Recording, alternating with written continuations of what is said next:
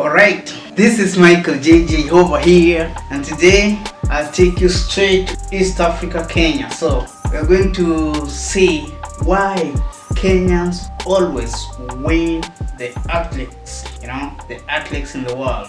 The most winning is from Kenya. Always the long distance, what I mean. Let's see. Let's go. There's a clip I prepared here for you about Kenya. Why Kenyans always win the athletes marathon in the world. Always. And this is the secret behind the scene. Or the secret behind the camera. Let's go check it out. What's going on in Kenya. This is Michael JJ. Please, if you're new to my channel again, I'm here to remind you that go over there, subscribe to my channel, give me a thumbs up, press the bell icon so whenever I post a video like this, you'll be getting a notification. I'm from Kenya, and you think that I can run? Do you think I can run marathon? It's okay. I don't know too. So let's go check it out over here and see what's going on in Kenya. The secret why Kenyans always win the marathon. Always the Kenya, always we win. I think I'm proud of that. We are all proud. Africa, we are proud of Kenya. So let's go to Kenya.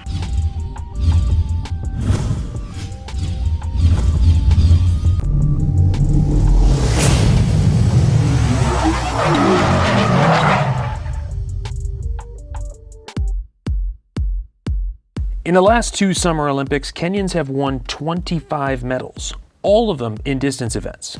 Of the top 10 marathon times ever recorded, Kenyans ran 8 of them. Even the US's own Bernard Lagat, who just qualified for his 5th Olympics at the age of 41, he's a Kenyan. Lagat, like almost all of the Kenyan champions, comes from one subgroup of one tribe. There are 42 tribes that comprise the Kenyan population. The Kalenjin tribe, a group of less than 5 million people, resides in the Great Rift Valley. And the Nandi subgroup, a group estimated to have fewer than 1 million people, produces many of the world's greatest champion distance runners. Only one American runner has ever broken 2 hours and 5 minutes in the marathon. Nandi runners have done it more than 30 times. And even the runners themselves aren't sure why they're so good. I think most of the time, if you want to run good, you can train in high altitudes. The altitude, they have the advantage of the altitude.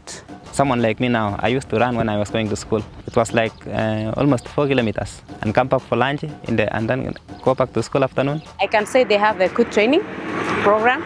That's what they are following in. Also, we have good altitude in our country. And also the food that we have in Kenya.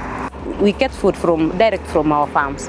They are good for us. We don't have to go and process first. All these factors, this multiplicity of factors, may act synergistically to produce these runners. Robert Ojiambo is a lecturer in physiology at Moi University in Eldoret, Kenya, the epicenter of where the top marathoners live and train.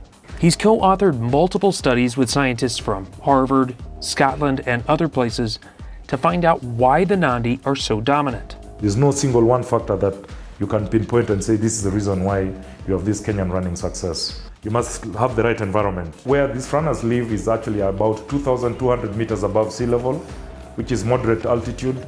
As a physiologist, I would explain to you, you have hypoxia, lack of oxygen. So this lack of oxygen would stimulate the body to generate more blood, red blood cells. And if you're training at altitude, they'll boost what we call your VO2 max. You must have the right genes. Kenyan has 42 tribes. And then it's just only the Nandis that are producing the Olympians. Part of those genetics might be the shape of their legs. Turns out that the Nandi have very thin calves. Just compared to a thicker calf muscle, it's a smaller mass you're moving. So if you have a thicker leg, then clearly you spend more energy to move that mass. They're also more efficient because of the way their feet strike the ground. So these kids' running style is said to be barefoot running style. When you land on the tip 4 foot first, this sort of landing is said to be economical in terms of the energy you spend, and then of course in terms of the forces involved, you're less likely to injure your foot. The barefoot running style comes because many of these runners can start out running without shoes.